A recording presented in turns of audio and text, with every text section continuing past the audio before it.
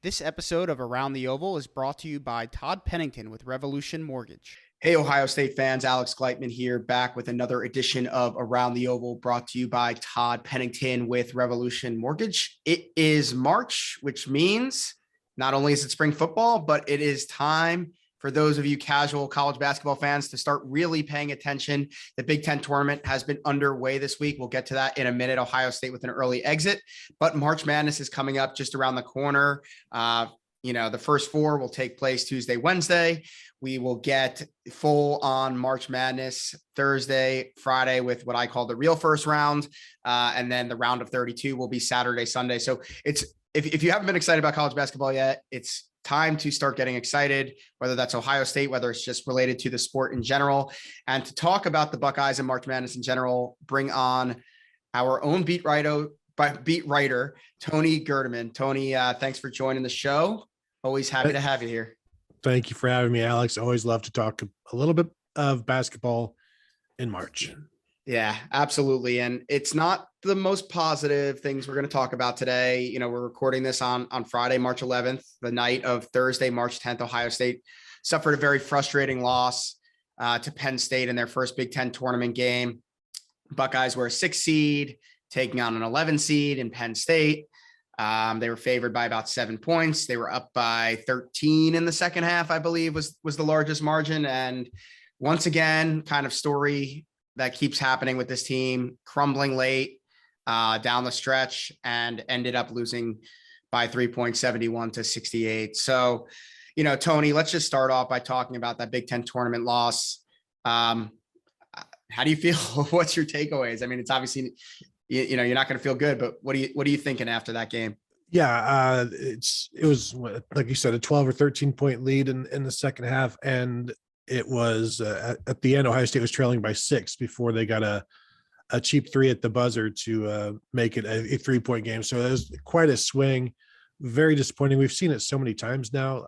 It's been a kind of an example of what Ohio State has done in the season, late in the season, where they were looking like they're contending for a regular season Big Ten crown, keeping even in the loss column with like Illinois and Purdue and stuff like that.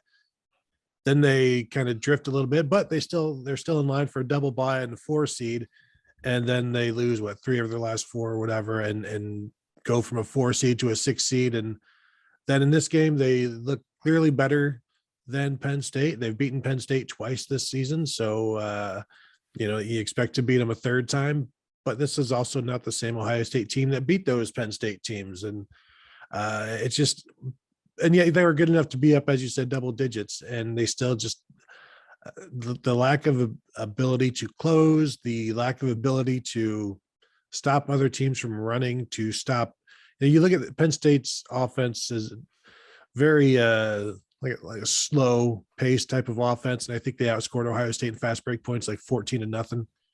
And when Penn State is outscoring you like that, not that Ohio State's ever been a fast break team, which is probably one of their issues, but that's there. I think several reasons for that, and we can get into those down the road. I think a lot of it that is point guard play and things like that. But just a disappointing second half, because you're good enough to have the lead, to do something with it. But EJ Liddell and Malachi Branham just didn't have enough help. Yeah, it was disappointing. I don't think they would have beat Purdue on Friday anyway, but you never know. They were competitive this year with Purdue. I mean, they showed that they can beat them and play with them. And you never know what happens in this environment. But yeah, I mean, it would have been nice to win one game. I think it was a really disappointing loss. They were a better team. I think they outplayed them for, about at least 35 minutes or so, 34 minutes of that game. And just another collapse on the stretch. And for me, that last 4-game stretch of the season, that was tough, 4 games in a week, but all 4 of those games were winnable. But even if they didn't win all 4, 3-1 should have happened. At worst, 2-2 at worst, but they went 1-3. And again, these patterns of these late game collapses and things like that. And again, is it not having a really good point guard that can kind of control the tempo and be a leader on the floor late in the game and make sure that the playmakers are getting the ball? Is it coaching? I mean, there's a lot of things at play here that we could probably discuss and we will discuss on the show, but I just think it's a concerning pattern that you're seeing with this team and how they're playing basketball right now. But if there is any silver lining coming out of the game, and I'll try to be positive here, I think, okay, you now have a full week until you're gonna at least a full week. If not, they might play Friday, not Thursday. They're gonna make the tournament. So I think you have a week. Michi Johnson didn't play. Zed Key didn't play. Kyle Young didn't play. I mean, whatever your opinions are on those three guys, they are key contributors to this team. So having a week now to get them healthy, having a week as a coaching staff to kind of, all right, guys, put this past us. It's now March. It's a new season. Let's regroup. Let's figure out what's going on. How do we fix it? You have a week of practice to kind of work on those things and get your head right and kind of just rest up. And they played 4 games last week. They come right into the Big Ten tournament. Maybe the best thing for this team is to just kind of take a step away and take a break and reassess and re-energize and get healthy in time for March Madness. So I'm going to take a negative. I'm going to turn it into a positive here. And, we'll see if that does pay off. But speaking of March, I mean, we were looking at brackets a few weeks back that had Ohio State maybe as high as a 3 seed, if not a 3, a 4, at worst case, a 5. Heading into last night, I see people having them at best a 6, but really more on that 7 line. With that loss last night, what seed do you think they're going to get, Tony? Well, it has to be worse than a 7, right? So at this point, if you're Ohio State, would you rather drop down to 10 than be an 8 or a 9 and then be forced to play a 1 seed in the second round should you win? If you're a 10 seed, you can just play the 7 seed in the first round and then get a 2 seed. And 2 seeds don't always make it to the too far. So there's an opportunity there for an upset. But I think you have to start at 8, 9, 10, somewhere in there, and then maybe you hope you don't see them in the play-in at this point. I don't think that's going to happen, but there's really I don't want to say no. There's very little reason to give them a boost at this point, or to give them the benefit of the doubt, because the team that beat Duke was that almost 4 months ago now.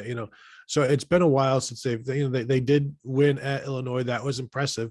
But again, is this the same team at this point with Zed Key being hurt and Cal Young and with his issues? And so it's going to be all of those early season wins are going to help. I just wonder at this point if the committee and if they see this team as that same team. Yeah, they probably don't. And recency bias will play, a part in this, but I just don't see them sliding past that. Certainly not the 9 line, I don't think. I think they'll probably be an 8 seed. 8, it doesn't matter, 8 or 9 really at this point. I think they'll probably be in that situation. My memory is not serving me correct. I know I remember they played an 8-9 game. What was it, against maybe Siena a while back with Evan Turner, and they lost that one, I think. They also did back in, I think, 1990 when Jimmy Jackson was a freshman. They played I think Providence, and freshman Alex Davis hit a 3 there at the buzzer ish to give the Ohio State the win. Their second round opponent then ended up being UNLV back in the Running Rebels days. So yeah, I gotta go back and look. I can't remember. The last time, I'm looking it up now, I think the last time was that 2009 tournament. They were an 8 seed. And then, it has been 1990 was the last time before that they were in that game. So our memories are pretty good. There. And, it's not ideal. As we know, Ohio State, the 2 seed doesn't even always get out of the first round. So usually they do, but you'd much rather play that 2 seed. I remember a couple of years ago, I think when they had D'Angelo Russell, they were 7 seed or the 10 seed. They won that 7-10 game, and then they played Arizona in round 2. They ended up losing that game, but it was a very winnable game. And look, I think Ohio State they've shown they're capable of playing with anyone this year. I mean, they beat Duke earlier this year. I know Duke's a different team. Ohio State's a different team. But, the fact of the matter is you'd much rather play those teams that are going to be on the 2 line than the top seeds, the Dukes, the potentially Purdue's or Wisconsin's. Well, I mean, Wisconsin, those teams are familiar with, but the Gonzagas of the world, I mean, that's a matchup that they don't want to see. So, we'll see how it goes. Is there any faith in your mind that Ohio State can win a tournament game? Well, I think they're capable. And like you said, I think they're capable of beating just about anybody. But the flip side of that is they're also capable of losing to just about anybody. And that's been really the problem with this team and other versions of Chris Holtmann's team. And so do I expect them to get past the first weekend? Absolutely not. Do I expect them to win a first round game? Give me a coin, let me flip it, and let's see what comes up, heads or tails, and that's where I'll be. I think I also need to see the matchup, because it could end up being a matchup where you're looking at it and it's like there's just no way that it's the opponent is too tall and too athletic, and they play defense too well, and Ohio State needs more of a defense, needs an opponent that doesn't necessarily thrive on defense in order to get help from all sides. Yeah, no, I agree. They're capable. I fully do not expect them to beat a 1 or 2 seed in the round of 32, even if they get there. It would be nice to win a tournament game. But again, if they don't get out of the round of 32, it's kind of, you're really no better off in year 5 of the Holtmann era than you are in year 1. And we'll touch on that in a minute. But I guess, Tony, the second to last thing we'll talk about is, what are, in your mind, the issues with this team, and what do they need to fix to be able to get over that hump? With the team or the program? I would say with this team specifically. With this team, there's just some odd things where Justin Arns has regressed, and he's no longer. He's out there just to occupy a defender at this point. Eugene Brown then will come in and in the game on Thursday, they ended up almost drawing something up for him, like a 3 in the corner or whatever, or that's where the bailout pass was. And it's like, he's not that guy that can do that. All of these players have like a specialty, but it's only like a 20% specialty. The rest of their game is like 80% flaw. And there's too many of those. And, Eugene Brown is going to get better. You assume Justin Arns is what he is. Cedric Russell, when he is essentially maybe your third best scoring option right now, him or Joey Brunk. And then when that's the case, like, what other issues do you need? All respect to those two guys. They didn't expect, maybe Cedric Russell did, but like, they didn't expect to be such key contributors. There are times in that game Thursday night where it was like, you guys need to go into Joey Brunk because he's your best option right now. And they wouldn't. And you saw the lead diminish and then eventually become a deficit. And, Jamari Wheeler, I have this, one of my basketball beliefs, if you're a guard and you can't shoot, you're hurting your team. You're a selfish player. You're a selfish person. Like, you should be able to shoot. If you're a guard, you should be able to shoot. And he shot well at points this year and like overall, but he's not really a good shooter. And you can see that when they'll have some open shots and then he shoots some air balls. Now he prefers to be at the top of the key dead on, but that's, you can't always get that. And just a lot of flaws. Like, if these guys all had Madden ratings, you're talking everybody's like in the 60s except for 2 players. Yeah, I think, to me, there's so many issues. I don't even know where to start. Like, you really have 2 good players in Liddell and Branham, and honestly, both of them are going to be drafted into the NBA, whether it's this year or next year. So, like, for the first time, or like, really at the same time, like, you have 2 NBA caliber players. This team should be better. And I see too many possessions where the ball isn't run through them, where they don't even touch the ball. And you notice it a lot in those scoring droughts where, as you said, it's Wheeler shooting a 3, or Russell hoisting up 3s, or Arns trying to force a shot that he's not able to create, or, Joey Brunk or Zed Key. And look, there's nothing wrong with those guys touching the ball, but I think that far too often in those scoring droughts, which we see quite often, 3, 4, 5, 6 minute droughts throughout games consistently, the guys who are the best players on the team and the best scorers aren't touching the ball. It would certainly help to have, forget even Seth Towns, Justice Suing back, because he would be a legitimate third scoring threat. And then maybe it would allow some more versatility in your sets and things like that. And like one of those three guys would like absolutely be touching the ball. But I just think that that's a problem. I think, you have to look at coaching. This is a consistent pattern where late in the game, they are collapsing. They are giving up leads, even in the games that they win. They're giving up leads and they're winning games that they're up, double digits in the back half of the second half at, the last 10 minutes of the second half, up double digits, and they're winning by just a couple points, even if they're winning. And that's coaching. You got to be able to manage the game. You got to be able to coach your players up to manage those situations. How do you stop them? The defense to me has been absolutely atrocious. I haven't seen them successfully defend a high pick and roll all season long. It's just really frustrating to watch. And I think this program, I mean, I know DJ Carton played like a half season. There was CJ Jackson. Like there was a few guys. They're okay. Like Jamari Wheeler is a backup point guard. He's a defensive specialist. He should be playing like 20 minutes a game, not probably like the 30 something minutes. I mean, Michi Johnson's fine. Like he's young. Like he should be a freshman this year, really. Like in reality, I know he came early last year, which I think was helpful, but like, he's also kind of more of like a little bit more of a 2 guard and maybe a 1 guard's body. They have not had a point guard who can control the tempo of the game, push the ball, facilitate since D'Angelo Russell in whatever that it was, 2014, 2015 season. And I think, Bruce Thornton's coming next year. Maybe that helps. Hopefully it helps. It needs to help. But you look back at the teams that Thad Matta had that were really successful. You had Mike Conley Jr.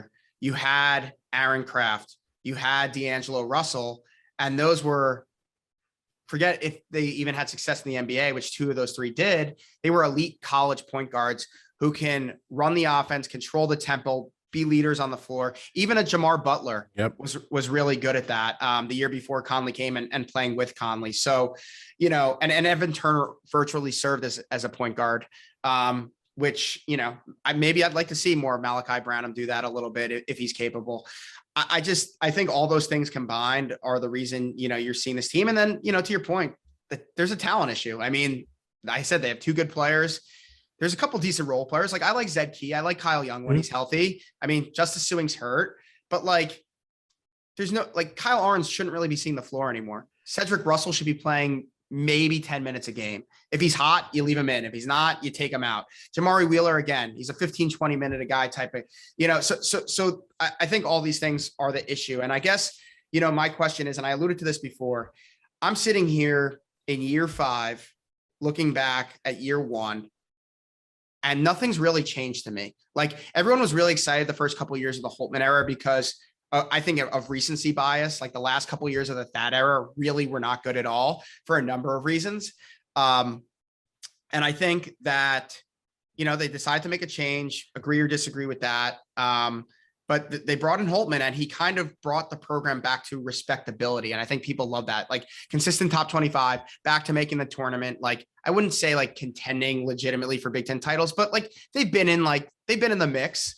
So like, I think people are satisfied with that. But to me, 5 years now, we've like gone up a little bit in years 1 and 2, and then we've plateaued. And I just don't see, maybe they'll surprise us. Maybe they'll make a Sweet 16 Elite 8 run this year. But like, is he, should he be on the hot seat? Is he on the hot seat? How do you feel about that, Tony?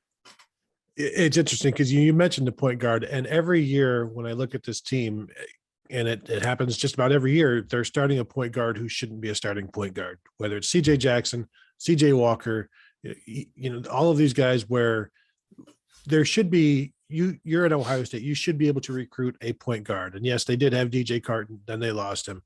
And maybe next year they have that in Bruce Thornton. I think they do. But will they give Holtmann enough time to actually have his point guard? And I think a lot of it just starts there, but also I think a lot of it has had to do with the talent that Ohio has been producing.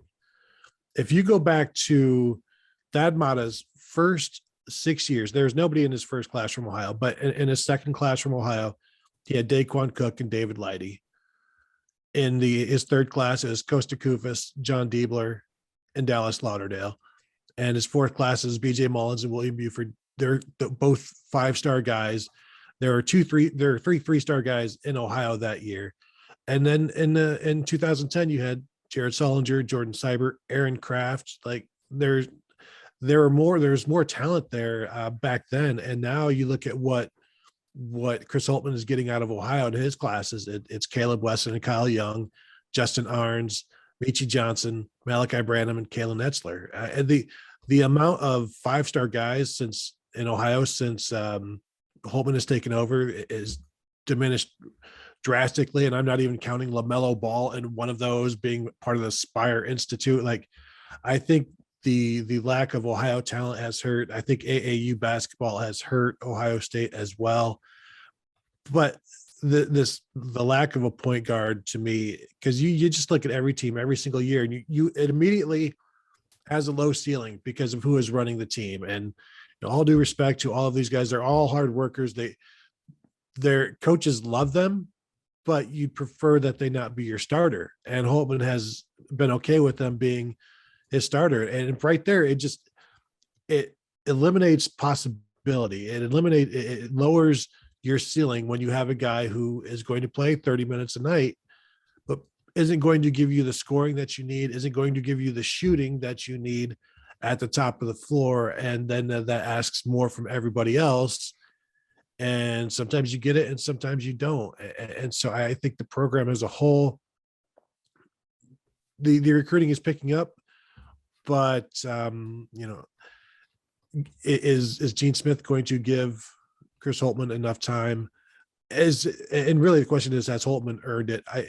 I think the Ohio State basketball program should be, it has all of the resources. There's no reason it should be 5th, 6th, 7th, 8th place. It should be wherever Wisconsin and Purdue are, and more. The money is there, but I think also Ohio has not been producing much right now. So I think there's a number of reasons that the program is not as good as it should be, but I also think it should be better.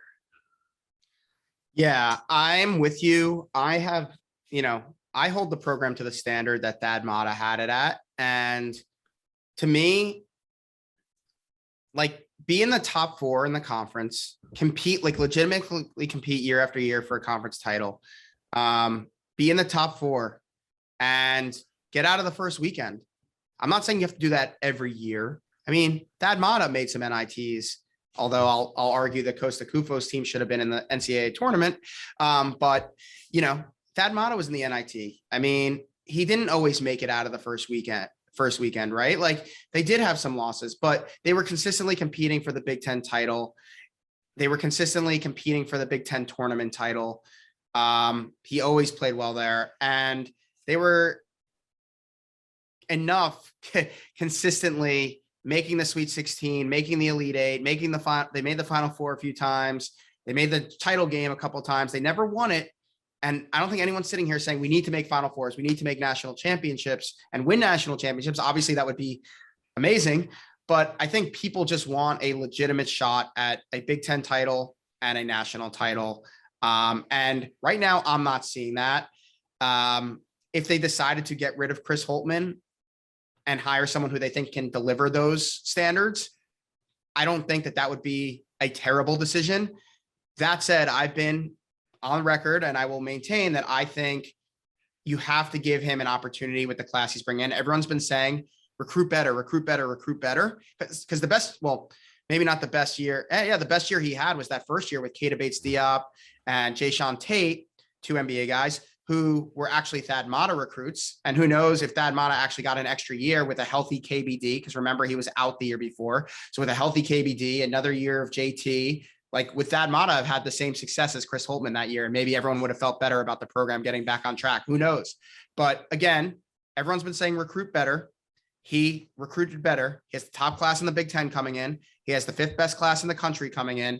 He has a legitimate point guard in Bruce Thornton coming in, some solid wings, a big man. You hope Malachi Branham comes back. That would be a huge boost for this team. I don't know if he will, but if he does, with the guys that they have coming in, like, they got to be better next year. And I would even, like, with that group, assuming there's no one and dones or transfers or things like that, I've been saying I'll give him 2 years with this coming in class. And if they're still in the same spot, we're sitting in quicksand or molasses or whatever it is, we're plateauing in year 7 with the class that he's bringing in, then I think you got to think about making a change. So should he be on the hot seat? Yeah, I think his seat should be a little hot. Will he be fired or be on the hot seat in Gene Smith's eyes? I personally don't think so. I think that will be something maybe for next year, but I think the interesting thing is his contracts may be up after next year. So how do they handle that situation? You don't want a lame duck. I imagine, at some point, whether it's after this year or next year, there might be some sort of extension talks, which should make our message boards an interesting place to be. But, that's just the nature of what you got to do in order to be able to recruit people. So we'll see how that goes. But Tony, we'll leave it at this. Excited to see, new season, fresh start, take everything out of your mind, focus on March Madness. Maybe this team will surprise us. Thanks for joining the show, though. Appreciate it. Thanks to all the listeners for tuning into Around the Oval, brought to you by Todd Pennington with Revolution Mortgage. Be sure to check out Buckeye Scoop for full tournament coverage for the Buckeyes, as well as Ohio State football spring practice coverage. This episode of Around the Oval was brought to you by Todd Pennington with Revolution Mortgage. If you've been thinking about refinancing or buying a house, check out our sponsor, Todd Pennington with Revolution Mortgage. They offer low rates for refinancing and home purchase loans, including first-time home buyer programs, down payment assistance, and cash-out home equity loans. Check out revolutionmortgage.com/tpennington.